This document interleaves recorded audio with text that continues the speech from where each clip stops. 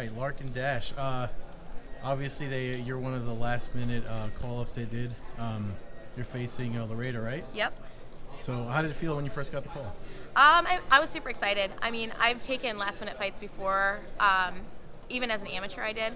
So I was super excited. I was like, of course I'll do it. I was in shape. I was ready to fight. I was in condition to fight. So, of course, I was going to take it, especially here. Mm-hmm. I would never turn down this opportunity. So I was able to get ready, get with my coaches, and make sure I had a game plan. So I feel really ready for it. Was it out of the blue, or is this like a one-fight deal? I'm not sure. My manager knows more about it, but all I know is I'm going to get through this fight and then see where it goes from there. So, from what you've seen, obviously, she fought. What was it in February, I think? What you know about your opponent? Do you see any holes in her game? You already have a game plan on how to get a W? Yeah, I mean, I come from a lot more MMA experience, so this will be my 11th time in the MMA cage. So I've definitely been through it. I've been through wars. I've been through girls that can kick. I've been through girls that can punch, girls that have ground. So I basically, I have seen the different games that she could have, Mm-hmm. and I adjusted my game for what I'm going to do going into it based on that. And I think she is a wonderful Taekwondo expert, but that's not MMA. So I'm definitely capitalizing on that and then going from there. You said,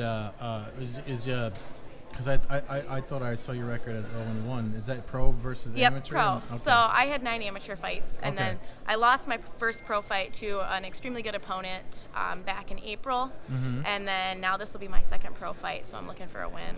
So obviously her base has been pretty much put out there. What would you consider yourself? Are you well-rounded? Are you jiu-jitsu, wrestling, striker? I started at a strictly MMA gym, so I'm fairly well-rounded, but I love boxing. That's been a new thing that I've started to really enjoy, and I got at a really good boxing gym. So that's been something that I love. So I'd love to use it in the fight. We'll see where the fight takes it, though. Okay, but you're well-versed on the ground, coming from an MMA gym. Do you think that's something that you have, a strength that you have over her? I think definitely. It's not something you can teach when you get a fight 2 months out. It's not something you can teach in 6 months. It's something you practice and practice and practice. Those hours at the gym where you're rolling with people, you're rolling with guys that are heavier than you. And it's just the experience with that is just, you can't teach it quickly. So, best wishes to her, but that's just not something you can catch up on that quickly. And lastly, you mentioned how you wouldn't turn down fighting in this venue here in New York City. Is there any additional pressure or nerves or jitters coming into the arena for Friday night? Not really. I love a challenge. I love being the underdog. I personally look at it as I have nothing to lose.